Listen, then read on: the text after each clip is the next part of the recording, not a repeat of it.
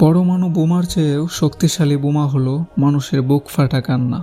একটা বোমা ফাটার শব্দ সারা বিশ্ব শুনতে পায়, অথচ মানুষের বুক ফাটা কান্না পাশে বসে থাকলেও কেউ শুনতে পায় না। যেতে যেতে এই বাস থেমে যাবে বকুলতলায়, যাত্রীরা পড়বে নেমে যে যার মতো। প্রতিদিন কিছু ইচ্ছেকে পুড়িয়ে মারি, প্রতিদিন কিছু ইচ্ছেকে পাঠাই নির্বাসনে। ভালোবাসা কি ভীষণ প্রতারক, হৃদয় ভেঙেছে যার সেই জানে। কিছু মানুষের কষ্ট চোখ দিয়ে ঝরে, কিছু মানুষের কষ্ট মেজাজ দিয়ে প্রকাশ করে, কিছু মানুষের কষ্ট হৃদয়ের মাঝে শুকিয়ে মরে। তবে কষ্টকে যারা প্রকাশ করতে না পারে তারাই জীবনে সবচেয়ে বেশি কষ্ট করে।